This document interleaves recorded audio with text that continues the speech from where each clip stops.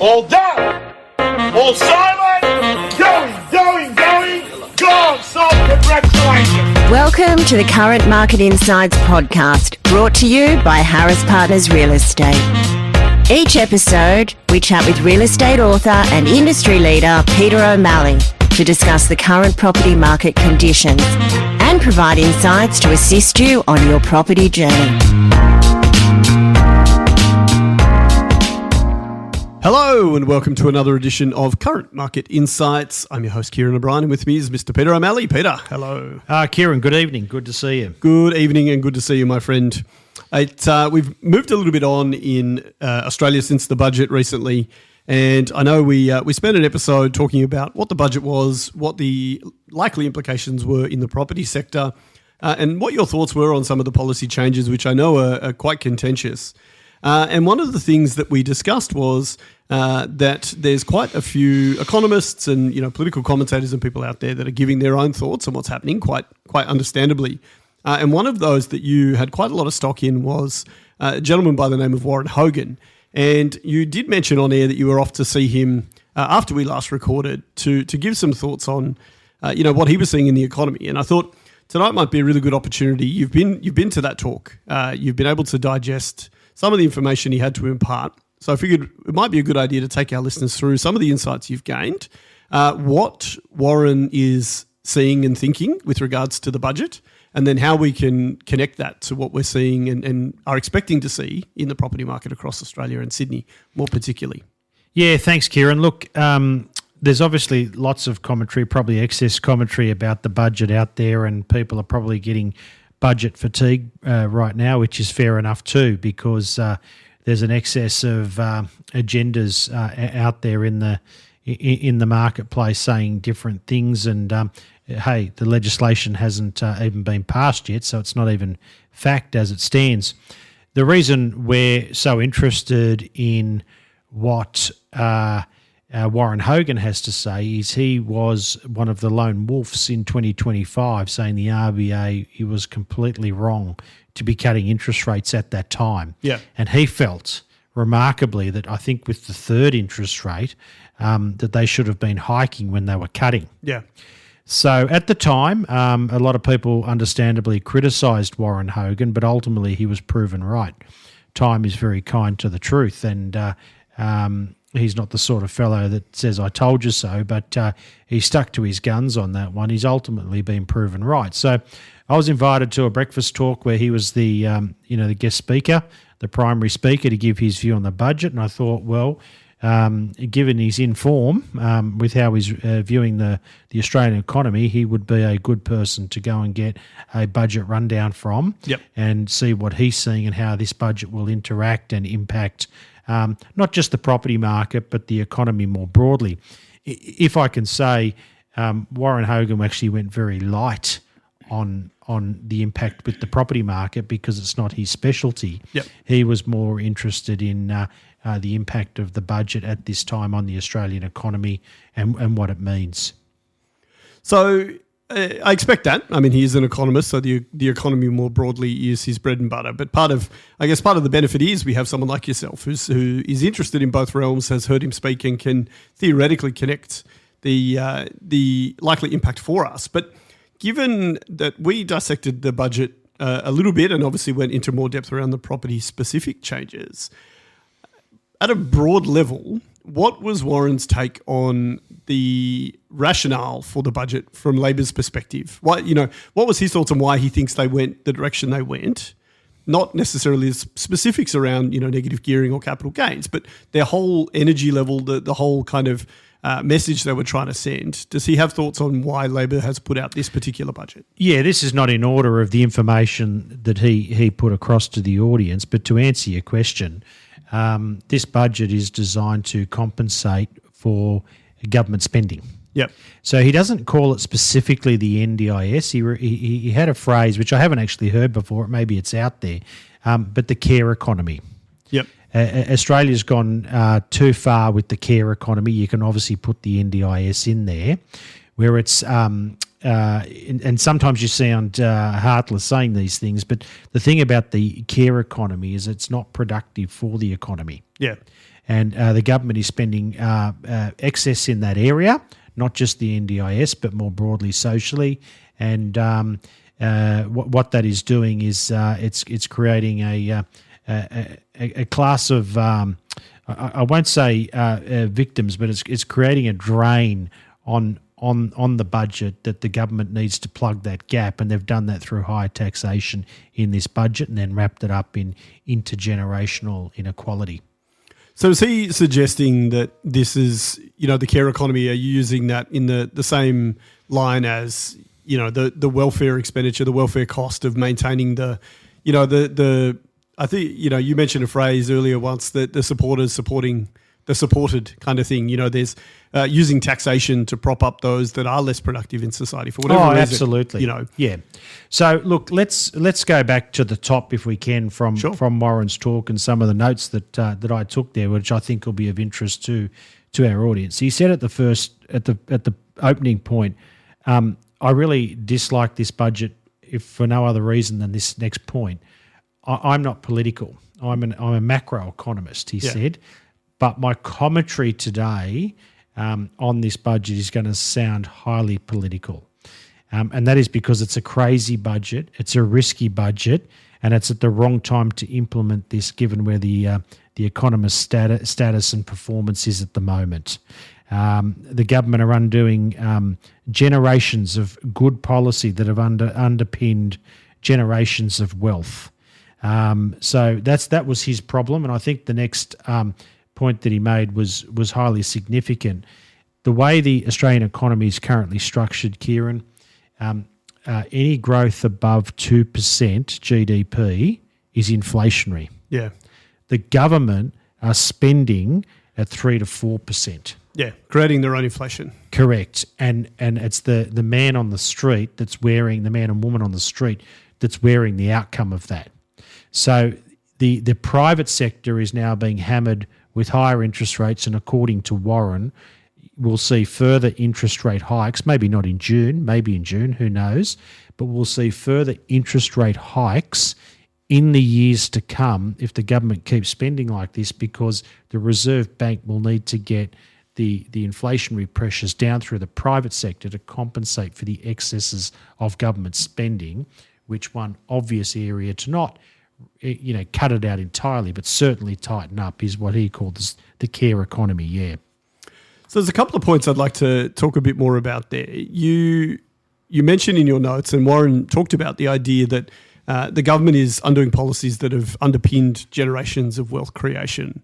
Now, many people, particularly younger voters and commentators, are really excited about that premise, right? The idea that unlocking things like, or undoing things like negative gearing will just free up all of this inequality that exists and provide access. My first question is, do you think the Labor Party with this policy, and does Warren have any thoughts as to whether or not he thinks they believe that position, that they're actually helping younger generations by, making these changes, or is it spin? And do you think, you and I have talked about the likely impact, but does Warren think that these policies will actually have any net positive benefit for those generations that are supposedly locked out? He answered it like this, Kieran. He said the ALP is looking to ring-fence votes. Yep. And this budget will shore up 25 to 30% of the primary vote for Labor, keeping in mind they hold the thumping majority they do in the parliament on a primary of, I think, 32 at the last election. Yeah. Yeah. So the Labor Party here are about winning the next election, as far as Warren sees the world. And their primary vote could be as low as 30% and still hold government, because the Conservative vote is fracturing so badly at the moment between the Liberals, One Nation, and any other sort of fringe party out there on the right, the Teals, that are continuing to draw votes in multitude of directions. It's to me, it seems like electioneering, which is why I asked that question. The other thing you talk about is the position he makes is quite clear that the government expenditure is beyond what our GDP can handle without it being inflationary. Has there do you know if there's been another period in recent memory where the government has spent so recklessly at a time where the RBA was being forced to corral in their expenditure? Or are we entering a phase where realistically the federal government are just ignoring, I assume, the advice of the RBA and continuing to... Yeah, look, he showed a slide there that covers this very, very point that you've asked. There's three spikes on the graph that he showed around government spending. One is World War II. Yep. The second is the pandemic. And Yep. the graph showed after the pandemic that the government spending was coming down, and then suddenly it spiked again to be the third highest point of the government spending relative to GDP, which is right now. Yeah. So basically, obviously, the Liberal Party were in power during the pandemic for 80% of it, but it's World War II spending, COVID spending, and now this environment that we're in at the moment. They're the levels that government spending has got to as a percentage of GDP. To give you some, to me that seems crazy, right? Like World War II, it makes sense. We've come out of a major global conflict, trying to rebuild the economy, production, and try and regrow the country and enhance it. Pandemic, I get there was a lot of rescue funds and there was a lot of expenditure to support people through a new time. I must admit, I am struggling to think of. There's obviously global forces at work and there is things happening, but I struggle to think of the kind of seriousness of the situation that the government needs to be spending at this rate when compared with these other events. That's right. The justification's not there. Yeah. When you put it in that context, it is just unjustified, the amount of government spending that's going on. And Warren did mention the point that we made at the beginning of our last podcast. He said when they were spending too much over the summer. Yep. And they should have, the RBA should have hiked rates, in Warren's view of the world, in late 2025, or the government should have undertook to seriously cut back their spending over the summer. And he said as soon as the war started in Iran, the relief that would have swept over the government, you beauty, we now have an excuse to sweep this all under the carpet and justify the spending that's taken place was just given to them in a box, essentially. Yeah, and nicely wrapped up by the RBA, as we know. One of the things you mentioned or Warren has mentioned, is that the public sector will effectively be bailed out by the private sector here through higher taxes. Given that we've been in this period that you and I talked about before, where it was almost stagflation, it was a bit of a precarious position. Do you think that there's likely to be longer term impacts and downsides to the private sector in terms of business viability? I'm already seeing campaigns from small businesses all across the country absolutely rallying against this budget for some of these reasons. The increased taxation is quite crazy, especially for small business. Do you think there's likely to be some negative flow-on impacts to particularly small and medium-sized business that can't weather, having to support the care economy that you talk about? Well, it's all of the government spending that small businesses are copping the brunt because of it, and they're struggling. I speak to small business people, whether they're personal friends or their clients or people that I frequent their business as well, or they frequent mine, and we talk to them. Small business is getting crunched here. Yeah, absolutely crunched. This environment benefits large corporates. And obviously it benefits the public sector. The sector of the economy that's getting crunched without a shadow of a doubt is small business, Kieran. Yeah, and it seems like that will get worse, to be honest. Well, there's no relief in sight, and I think that's why people are feeling like they're really lashing out at this budget, and they're feeling like there's no light at the end of the tunnel, because where is the light at the end of the tunnel? Interest rates are going up.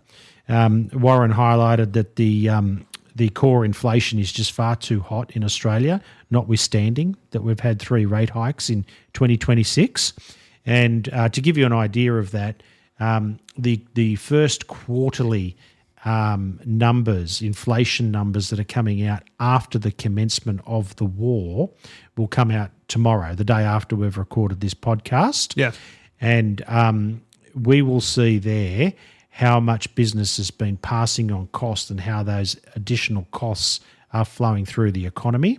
And if that number is aggressive, that makes the concept that the RBA will sit on their hands in June a line ball call again, because core inflation is running too hot. So we've got to hope that Warren is wrong on some of these things where he was right last year, but he put a pretty compelling case forward. The bond market is implying a cash rate for Australia at the time of his speech of 5.12%. Yeah. The cash rate at the moment is 4.6%. Yep. So basically, the bond market as of last week was implying 2.5 rate hikes still to come for the Australian economy, probably in 2026. Now, since this speech by Warren, unemployment in Australia jumped sharply. And there's a view that the RBA will sit back in June to see what impact the 3 rate hikes has had on the economy. And I think we're all hoping that the Iran-US war can come to a close. Who would know what the truth of the matter is there? Trump tells Changes us... daily. Well, sorry, the rhetoric changes daily. Who the knows rhetoric what the other core changes is? daily, but Trump does not seem to be able to put the genie back in the bottle there. I read today he put some missiles into the landscape, though. So I don't know. Yeah. I don't know how that helps peace, of course. But yeah, so that's the big risk for small business, is that the rate hiking cycle is not over. Coming back to the property market, we've been pretty straightforward in saying to our audience over a long time, in late 2024, mortgage stress was obvious and people weren't hiding it. Yeah. They were basically just outing themselves as not being able to sustain their mortgage and needed to sell the property. And I think if you see another rate hike or two, that mortgage stress, which will then be 0.25 to 0.5% higher than where it was in late 2024, mortgage stress will become a real thing. And that's why, coming back to the property market and moving away from Warren's notes for a few moments, seasoned economists like Louis Christopher are not seeing any relief for the property market in the short to medium term, because where's it coming from? Yeah, not policy, that's for sure. It's not coming from policy. It's not coming from interest rates. It's not coming from a booming economy. It's not coming from stimulus like it did during COVID. Yeah. There's just there just seems to be hard yards ahead for both the consumer, mum and dad households, and small businesses. It's before we move on, I do want to talk about that point about the property market, where the relief will come from. But before we go too much further, I'm interested if Warren talked about, he has theories on what's happening and what, and why the budget is not necessarily a good budget. And he also, in your notes, you comment that inflation doesn't go back to target without the correct policy settings. Did he give an overall picture of where he thinks the RBA need to go, excluding the government policy for a second? Obviously, he talks about a June rate rise being very likely, but does he think that a cash rate of 2.5 more rises is a good position to get this under control, or is he still a little bit kind of reserved on his judgment? Oh no, he's not a reserved character. He's fairly forthright. I'm saying the bond market is suggesting 2 to 2.5 rate hikes as of last week when he spoke. Yeah, that has come down a bit, I believe, on the back of the unemployment rate. I haven't checked it today. In Warren's view of the world, which you and I both hope is incorrect, he probably thinks interest rates need to go up another 1 to 1.5%. That is grim. That is grim, but he does have a view, in fairness, of dial it up quickly, and the quicker you dial it up and break it, the quicker you can start cutting, in fairness. Which, we have talked about 12, 18 months ago when some foreign economies were doing just that, going very hard, very fast, and now they've come back to really measurable levels, very stable with inflation that's under control. And that's what he said, is the RBA has misread the economy and misread the inflation threat, where, as we know, in 2022-23, other reserve banks around the world were dialing it up faster. They broke things in their own economy, but now they're in a rate-cutting cycle whereas Australia's having to dial it up again. So probably the best and easiest example for our audience is New Zealand. Yeah. They're in a rate cutting cycle, but they didn't muck around when inflation was in their economy. They jacked up the rates, which really hurt it. Where the RBA's clearly had a view in consultation with the government will do their bit to support the economy, and the RBA won't go too hard, and hopefully we'll trade out of this over time. If you take Warren's view of the world, that's not happening. Yeah, and again, it's we have discussed how that's also not a great solution for families that aren't quite at, say, mortgage stress levels, but are struggling under the weight of higher inflation, higher interest rates. I mean, it's still, I think we first talked about maybe 18 months ago the idea that a rate hold is punishment for a lot of families who are living on the edge, and being in this cycle for a prolonged period by the RBA, messes around with the rate settings is still incredibly difficult. I know, anecdotally in my building alone, something just off the top of my head, thinking about it, 7 or 8% of the apartments in the complex have gone up for sale in the last few months, which it's normally relatively stable. Yeah. But there's for sale signs up all the time at the moment. And it's, we're a sort of mid to lower end budget area. So there's people that do feel mortgage stress, lower income earners, families trying to get by. And so I'm definitely seeing it in my neck of the woods, and I think it's clearly more prevalent. Yeah, look, and these are easier said than done. Talking, from a podcast studio. But what the government didn't do in the last rate hiking cycle in 2022 and 2023, they weren't prepared to let the full brunt of rate hikes flow through to the economy. They're pushing minimum wages up. They're throwing a lot of support around and a lot of cash around to certain groups and segments of society. And then we've spoken about the excesses in the care economy, and then that was rorted. And that was undoing the RBA's, hard yards. Yeah. And ultimately, we didn't get away from the problem. That's what we're talking about here, right? Yeah, well, if they're trying to soften the blow, and it costs money to soften, so they made it worse, reinforcing the problem. Yeah, they've reinforced the problem. Yeah, which, I mean, we can't go back in time. We can only hope that they can make better policy decisions as we move forward. You mentioned something that Louis, who's obviously an excellent read on the property market more broadly. But you mentioned that one of the things that there isn't any relief in sight for the market. A lot of the commentary in the last few days in particular, but the last week or so, has been centered around this concept that given all the changes, given what's the outlook is from an inflationary perspective and the government's policy, that there is likely to be massive price drops in the market. I've seen so much commentary that says this. Now, the general consensus, obviously, from those that aren't in the market yet is this is an amazing opportunity and we need to get in and buy, etc. Now is the time. I wonder, though, given people like Louis are saying there's no relief out there, to me that says not just for people looking to buy, but that means more broadly in the market. I just wonder how accurate those predictions are in your mind that we're looking at a catastrophic reduction in prices, which will correct the market in many ways. And what if that were to happen? What the impact of that likely is?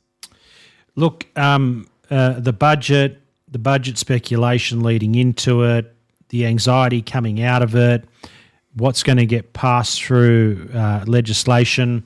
In one article, Kieran, you hear that Albo's going to jam it through the Parliament. Yep. Then in the next article, you hear that he's lining up to do a humiliating backflip, as I read today, on certain parts of the capital gains tax. So whatever it is that he's going to pass through the Parliament, you've got to accept that things are going to pass through the Parliament because he's got the numbers. And he's going to put some goodies in the bill, the package that he puts to the Parliament in conjunction with his budget changes. Yeah.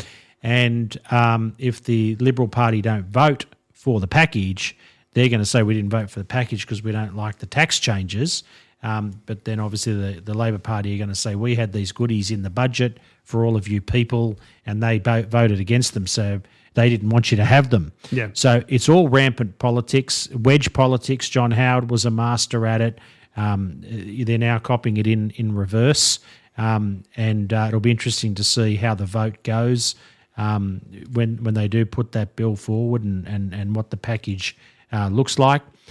What this means for the economy and Joe Average out there just trying to get by from week to week and month to month is there's going to be some turbulence, and there is turbulence. Yeah. Turbulence creates opportunities. It creates great buying opportunities. Turbulence creates risks. There's risks there for sellers. You must not buy before you've sold in this environment. We can't be any clearer than that, because this thing can turn on a dime against you at the moment, as I've seen it happen to people. Yeah. And we all know the risk of doing that. You don't want to get stuck at the moment.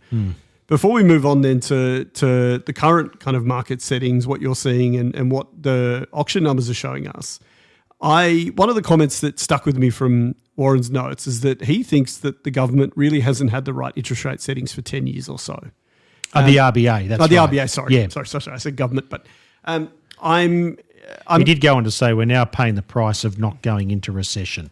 So that's coming back to that point that in his view of the world, dial it up, break it, and the sooner you break it, the sooner you can start repairing it by cutting rates. He's suggesting, I accept all that, and that certainly makes sense, as we've seen, Canada did it in particular, New Zealand did it. But I wonder just what his rationale was from your take as to why 10 years of wrong settings, because I feel like we've talked about the pandemic, we've talked about the current situation, but I don't know, I just feel like our listeners, myself included, probably thinking back 10 years, was the economy in such a bad way that we were fighting a fight? The economy wasn't in a bad way. It was just monetary policy was too loose, where it was good times. Yeah. But you've got to pay the piper at some stage. It's unfortunate.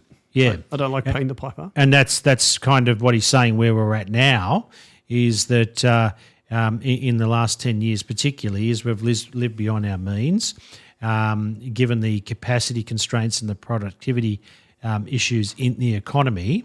GDP above 2% is inflationary, and you've got a government that is spending comfortably above that. So therefore the private sector cop it in the neck trying to push that back down. He had some other good points to make, Kieran, and notwithstanding that unemployment rate jumped after he gave this speech, Warren does not see a scenario where unemployment rises sharply. Yeah.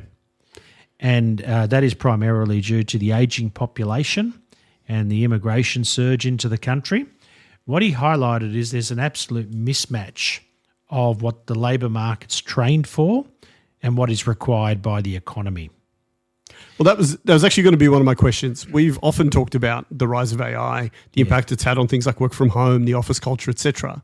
Does Warren think that the current pipeline of workers in Australia are set to meet the demand of what the workforce is right now and what it will be in 5 to 10 years? Oh, not at all. So he says there's 340,000 job vacancies in the Australian economy. There's a skills mismatch where the workforce is fundamentally trained for an economy that has changed.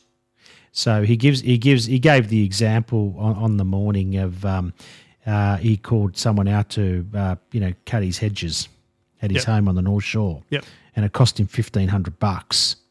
And he sees a day where if you want, and anyone listening to this that doesn't have good tradespeople on hand, like a real estate office does, because you've got so many rental properties, but anyone who just needs basic electrical work done, a good plumber to come around on time at a fair price, a gardener to come around and clip the garden. It's very hard to get them. And they're expensive. And they're very expensive. And he saw a scenario where the $1,500 to cut the hedges might be $5,000 or $6,000 in the not too distant future, because those trades are getting harder and harder to get hold of, as they do exist, but they're in such high demand in the economy because everyone's running off to an IT-based job. You don't have to be in IT. I'm not in IT. I'm in real estate, but my job is based so much around technology now and data and all the programs that we use that people that go out and do simple things like cut hedges and fix broken things in and around the house, their income is only going to go up from here. Blue collar workers is what he's referring to. Around their demand and pricing is only going to go north. I wonder if the AI exodus is as big as people are predicting. And some commentators in the US are predicting, and there's this fear that people will be out of work because they've been replaced by autonomous workers. I wonder if there is potentially a scenario where there is a re-influx of workers into the blue-collar sector to try and fill some of these gaps, because they are the ones that are, theoretically not replaceable by AI. But I mean, it's a little bit early to tell, right? I think you certainly see more push at the education level to go into higher education, push for IT, go get the tech jobs that pay exponentially. But I tell you, I often have conversations with my colleagues where we talk about the fact that, in my profession, which is 10 or more years of study plus more and more and more, an incredible cost, etc., I earn less than my electrician by a long shot. And I, have a very demanding job with a lot of responsibility, but I make infinitely less money, and I probably work double the hours. Mm-hmm. And, I tell my son when he's talking about what he wants to do, I'm like, mate, don't be afraid to do a trade if it's something you're interested in. Yeah, that's right. Because the future is pretty secure, right? It is, yeah. Yeah, I think there's a good time coming for blue-collar workers. I think there is, and I don't think the government's really prioritised them on the skilled occupation list, that's for sure. I don't know what they've done with the skill occupation list. Obviously, with young Australians, they're giving them good incentives to take up apprenticeships to build all these houses that they need to build. So they're aware of it. But, I guess you've led in there to population, which is one of the points covered on the morning. An interesting point, which is not an immediate issue, but it's worth highlighting, is Warren sees the Australian population at 90 million in 100 years' time. That's a lot of people. From where we are at We're now. We're less than 30 million now. I don't know. I don't know what that current value is, but we must be around 27-ish million. Yeah. And he also highlighted a point that everybody knows, is that net overseas migration is comfortably outpacing the natural birth rate in Australia. Yeah. I don't think that's uniquely Australian problem at the moment. It's a first world problem. First world problem. Yeah, absolutely. Yeah. One of the points he makes, and I feel it's a relatively good point to wrap up the Warren section of this, is he talks about this budget not helping inequality. And I'd love to get your thoughts and just kind of summarize his take on it, because, again, we know it's politicking for a lot of it. But Jim Chalmers... What, sorry?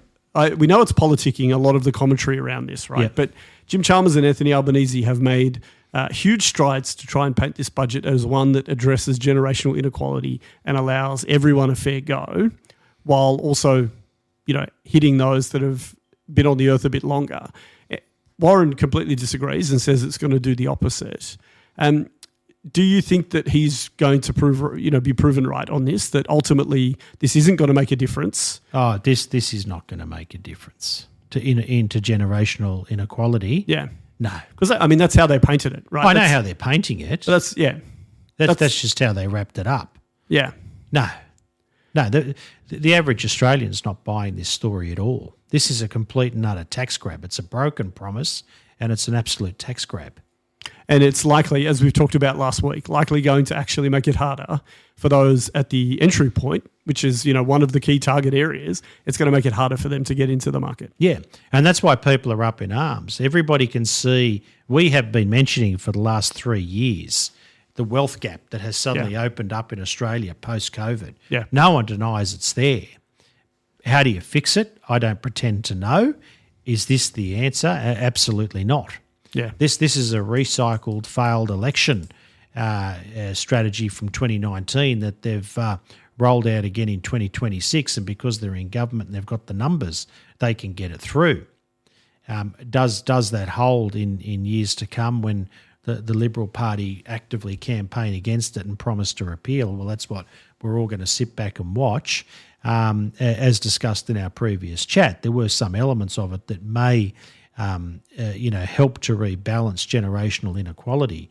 But no, I don't believe. Everyone's entitled to their own opinion, and my opinion doesn't have to be anyone else's, but I don't believe that this budget is going to help generational inequality. I think it's actually going to set young adults back further.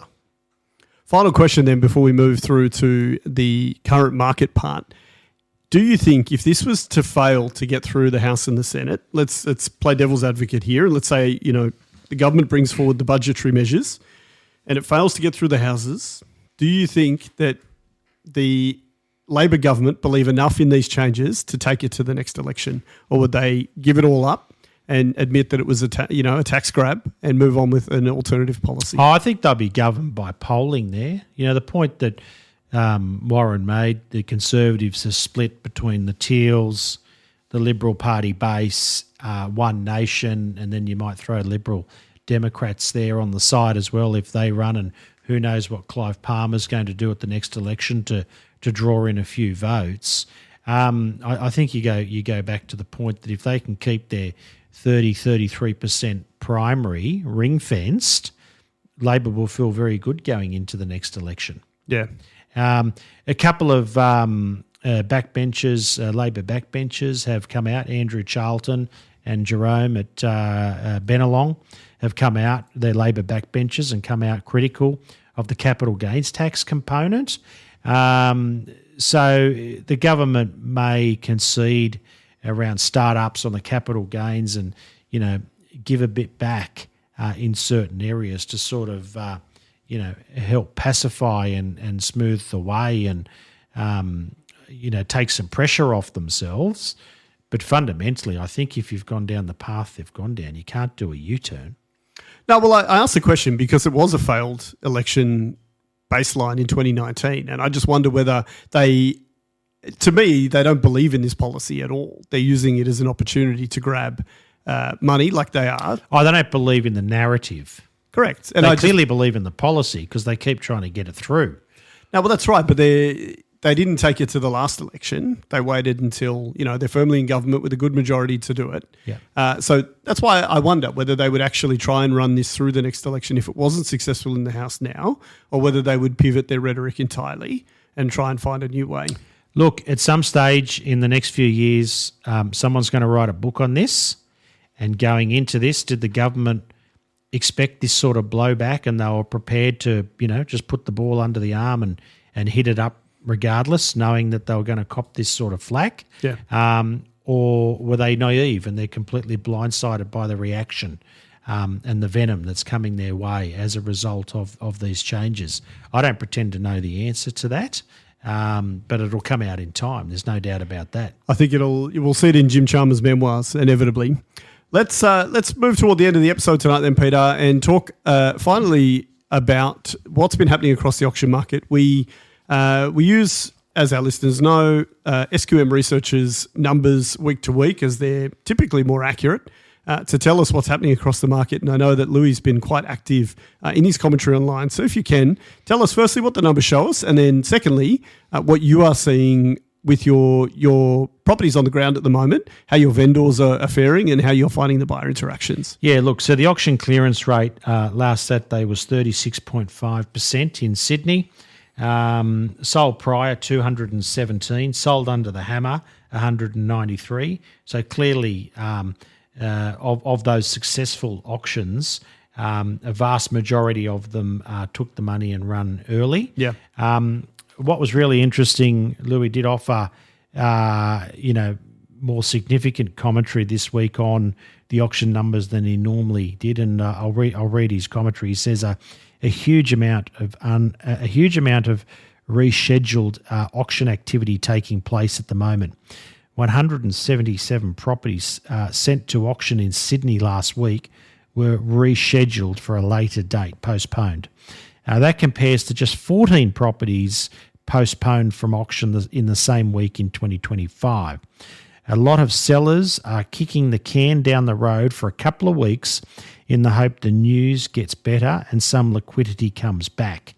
So a couple of things about the current market, Kieran.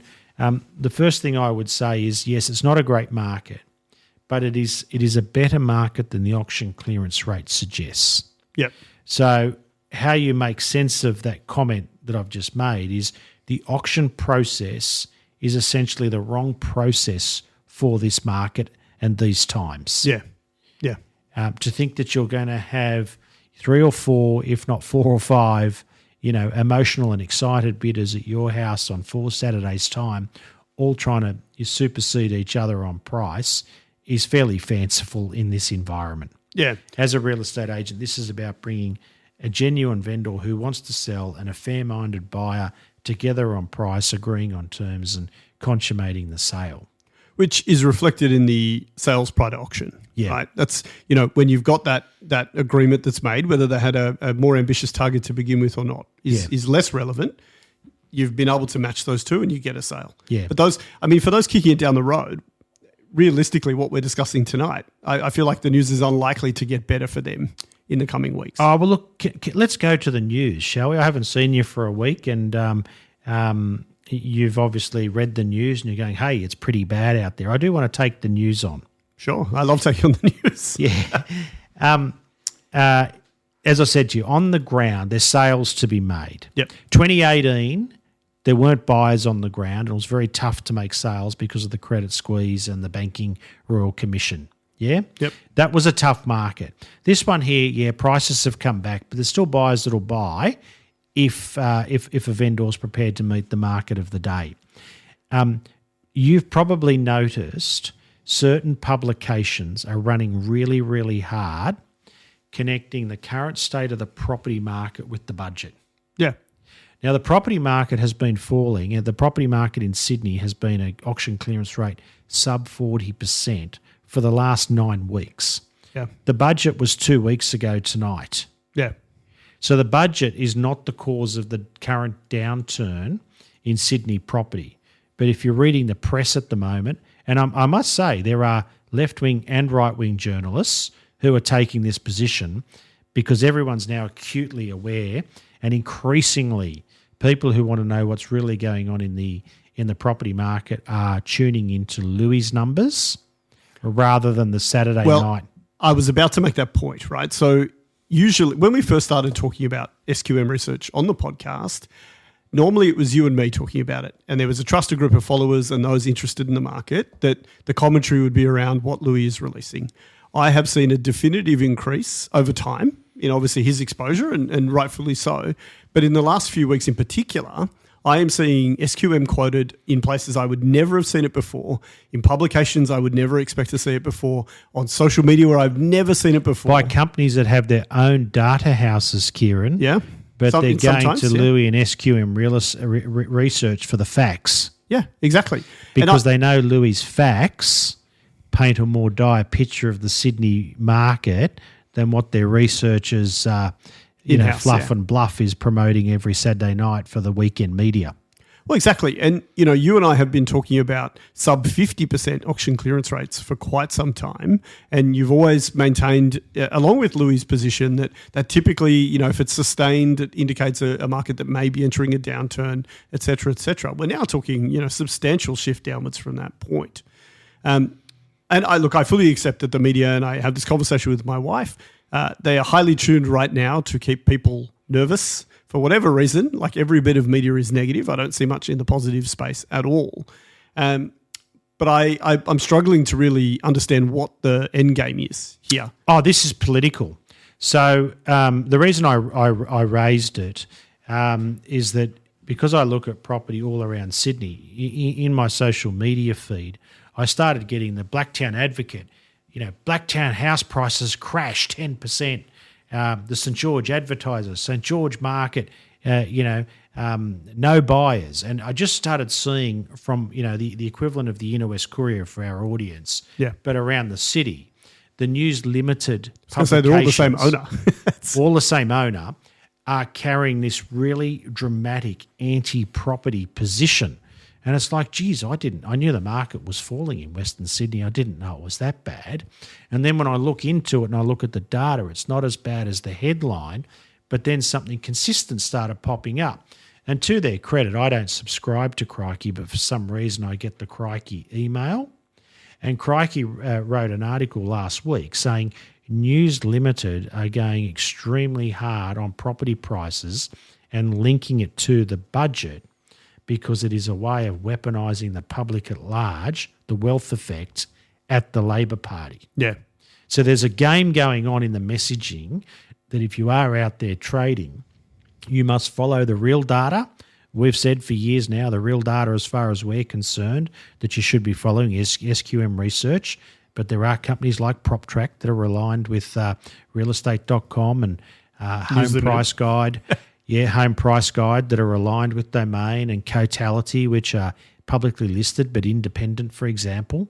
So there's plenty of data out there, and you must follow the data and be really careful about journalism with an agenda that is sensationalising things on the downside, because it could cause you to make a decision you don't want to make. And note that, SQM research auction numbers, for example, are free. They're, publicly available. You can go to the website, you can get them. It's not, we're not recommending anything to any of our listeners that they have to pay for. Some of those services can be paid for, by all means, if you want more detail, but you can get this stuff for free.